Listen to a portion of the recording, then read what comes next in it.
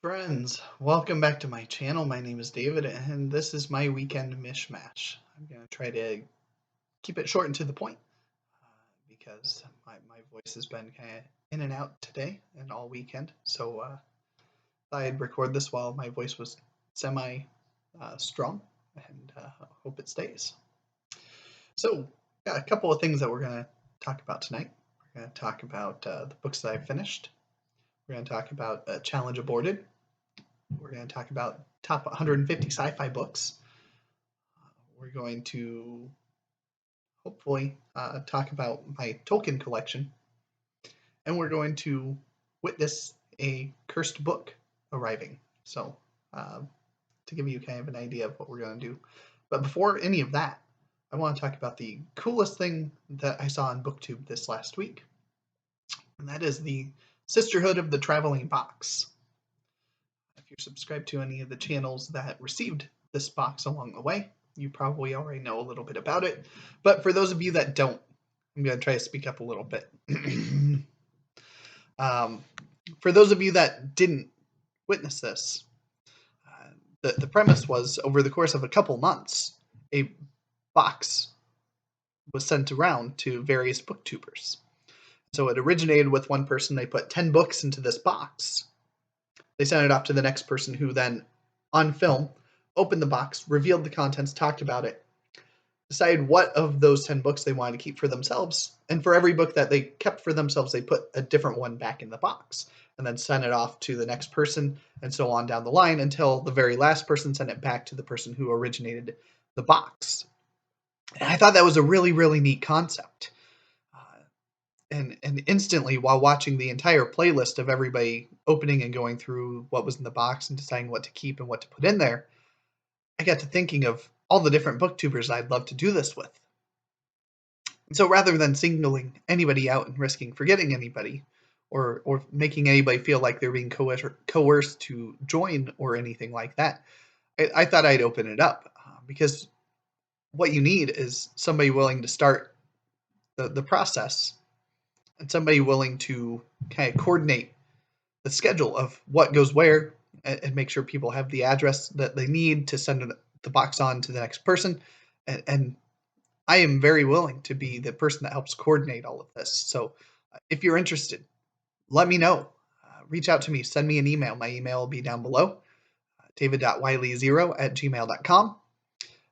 And let's coordinate something like this. It'd probably be mid-spring, before anything goes live. But the cool thing about it was, so they all recorded this process and then they all uploaded all of their videos at the same time after it had reached its destination. So even it was a complete secret the whole way through of what was going to be in that box. And so it was really cool to just watch those videos in sequence and see the process of it. And I absolutely loved it. And I'll have that playlist link down below in the description so you can check it out yourself. The second thing I wanted to talk about. So let's talk about Challenge Aborted. Let's do that one next. I'm waving the white flag on one of my challenges. No, it's not the Read 100 Books challenge. I'm still very much doing that and enjoying the idea of reading what's already on my shelf. I'm waving the white flag on the Read Every Book by Antonia Fraser.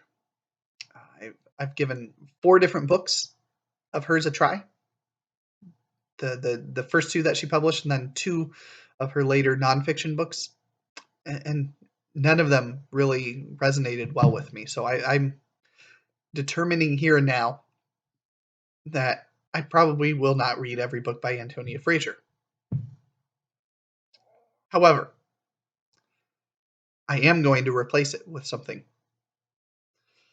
So, in lieu of the Read Every Book by Antonia Fraser, I thought about picking another author, kind of like Michael K. Vaughan did, because he chose on his own Frank Herbert to read every book by.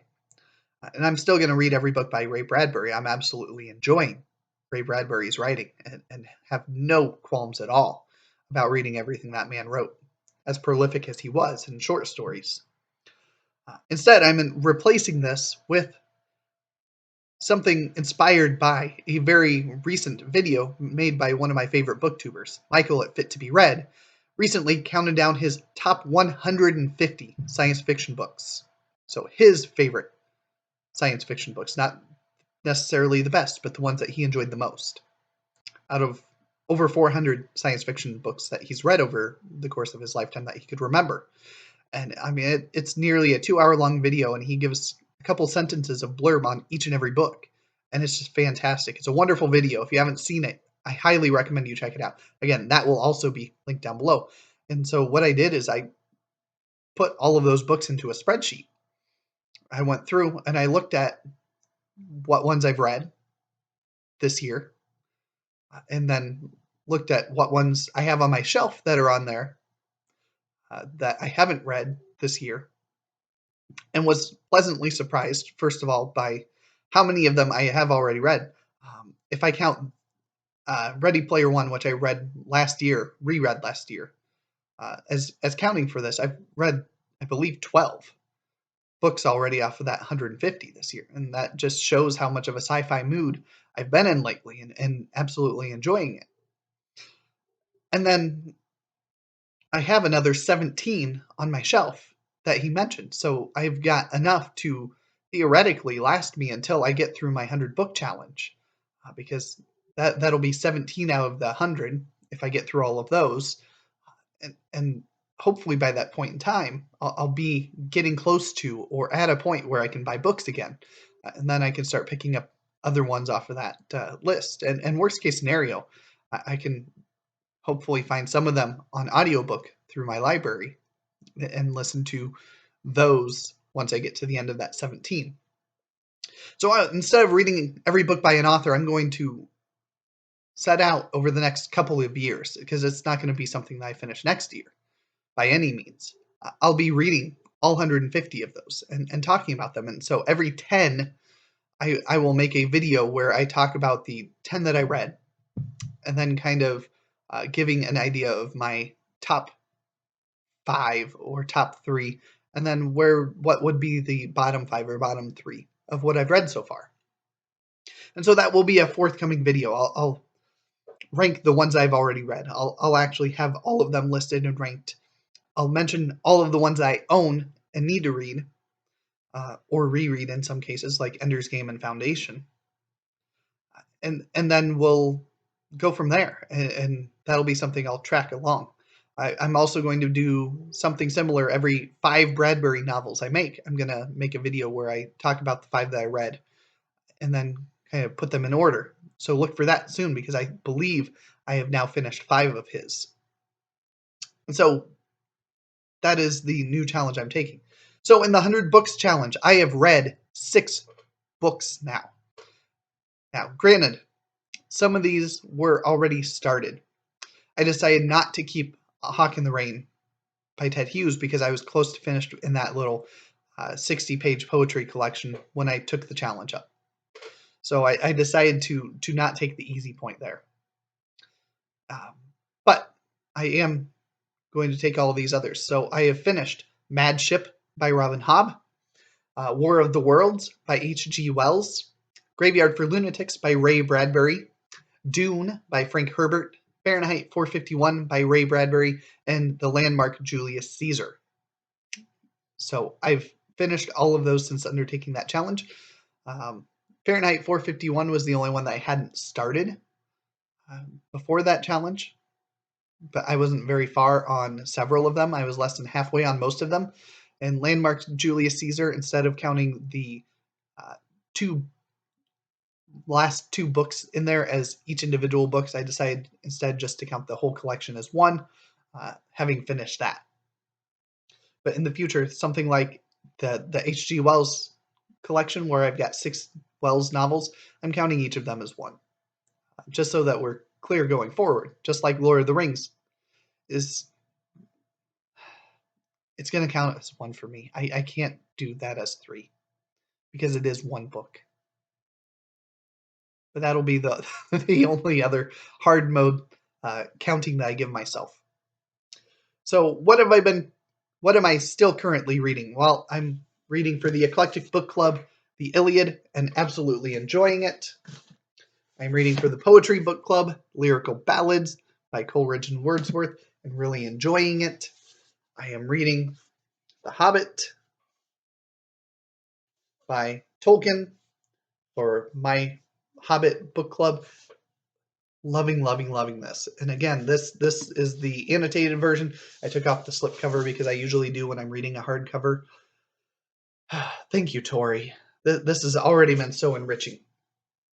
And then the non-book club book that I'm working my way through is The Consuming Fire, which is book 2 of the Interdependency series by Scalzi. I'm finally getting back to this.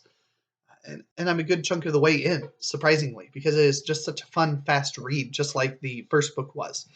And I'm absolutely loving it. So, Kristen L., I'm still loving it. I'm not convinced that you will, because I don't think it fixes any of the hang-ups you were having. But if you do decide to continue it, I think you'll enjoy the ride. So far, it's thrown a couple of new twists at us. So I'm really enjoying that. So, next, let's do the Cursed Box. So, Greg from Another Bibliophile Reads sent along the Cursed Book. This is a book that made its way around. It's been Juan from Plagued by Visions, Michael K. Vaughan, Justin from This Just In, Greg from Another Bibliophile Reads. It's been making its round on BookTube. And so they've all been reading it, talking about it, and passing it along to somebody else that is interested in reading it. So I'm going to absolutely make that determination now. If you are interested in the book, I'll mention which one it is after I'm done reading it, because it will be the next one once I finish The Collapsing Fire that I will start reading to be able to pass it along, hopefully before the end of this month. And like Greg, it's probably going to come with other books in the package, because there's more than just that in this box. So let's start with let's start with the Cursed Book. I've already seen some of what's in here, and I'm excited. So the Cursed Book is Things Have Gotten Worse Since We Last Spoke by Eric LaRocca. So it says, a whirlpool of darkness churns at the heart of a macabre ballet between two lonely young women in an internet chat room in the early 2000s.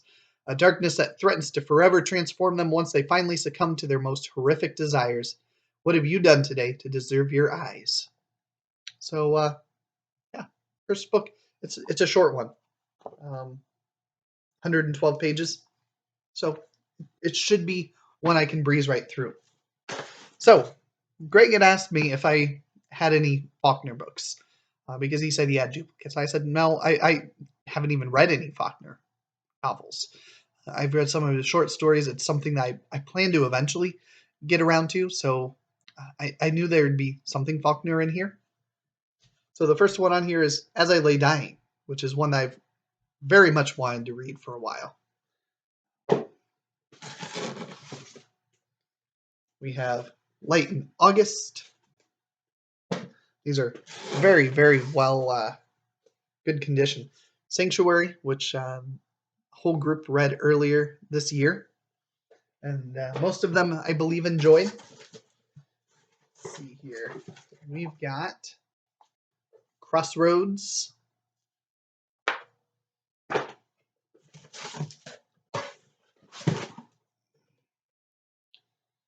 And we've got Health Agent. It is a Punktown novel. Don't know what, I'm assuming that's probably a world of sorts. And then there is a game in here. Steve Jackson game, Undead. I know Steve Jackson games. So I'm excited to check this out. Thank you, Craig. That's an unexpected surprise. It says it's 2 games in 1. It can be a board game for 2 players or a game-mastered role-playing adventure for 3 to 6 or more. Either way, it's a battle of wits. Dracula must protect his coffins and drink enough blood to keep his strength high. The vampire hunters must find and smash his coffins, locate his victims and try to drive him away, recruit more help, and try to alert London to the terrible menace of the undead. So that's awesome. Thank you, Greg. So that was a fun little box here from Greg at Another Bibliophile Reads. So I believe the last thing on my agenda, because I am trying to keep this short. Again, I can already feel my voice starting to go wayward. Is a tour of all the Tolkien books I own. So I'll start with my old version of The Hobbit. This just an old used one. I mean, it was not in the best of condition. It was got watermarks and stuff on the pages. Um, so I'm going to be parting with that at some point in time because I don't need to keep that edition anymore. Because now I have this lovely annotated Hobbit, which I am still beyond delighted to have. So what else do I have of Tolkien? I have The Lay of Trio and Itrun. I read this about 2 years ago, enjoyed it. It's very short, and it's one that I definitely plan to reread at some point in time. I've got the Tolkien Reader, which has got Farmer Giles of Ham, which is great. Adventures of Tom Bombadil, which is a collection of poems on fairy stories, which is Tolkien's famous essay. Great essay. I absolutely love it. And other dazzling works. So those other dazzling works include The Homecoming of Bjorthnoth, Bjorhelm's Son, Tree and Leaf. So that's the other big one in there. Tree and Leaf is just magnificent.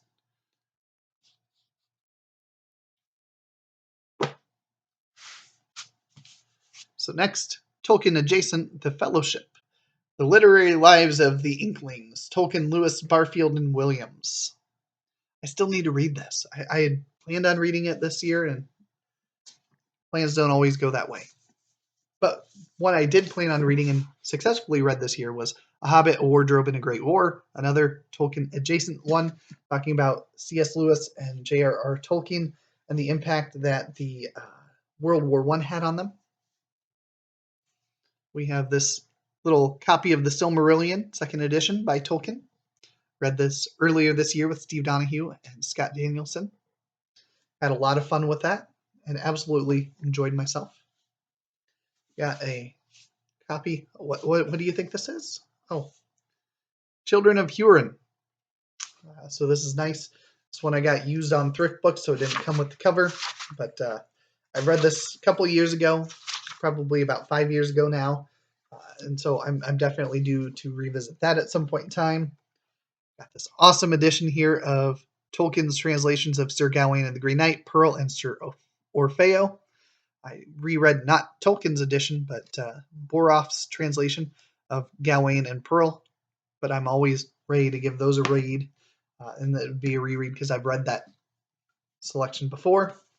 I've got Unfinished Tales of Numenor and Middle-earth by Tolkien, which is fantastic.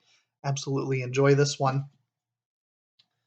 I've got one that I really need to get back into because it's been a long time since I picked this up. The Inklings and King Arthur. So this is Tolkien, Williams, Lewis, and Barfield on the Matter of Britain. Collection of essays, which is yet again another Tolkien adjacent. And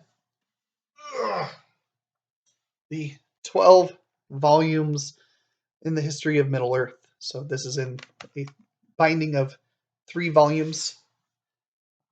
You can see here, I'm in the middle of book 1 of it.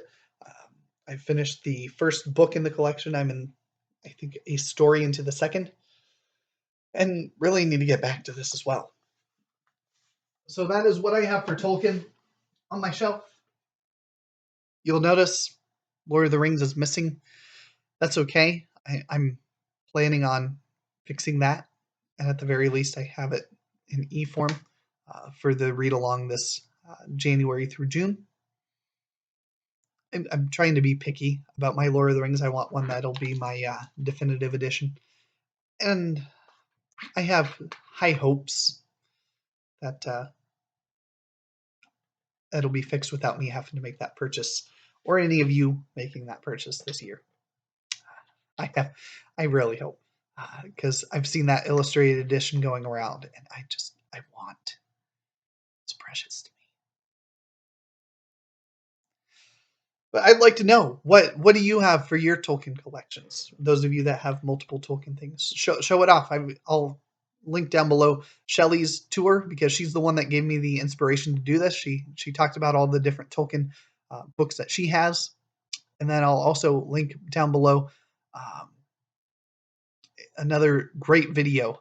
Uh, drawing a blank. Anyway, I know I've seen another Tolkien collection. I'm drawing a blank on the booktuber, which I feel terrible about because Liam's Lyceum, where he did a tour a while ago, and it's a very drool worthy tour. It has got so many things that I really wish I had on my shelf too.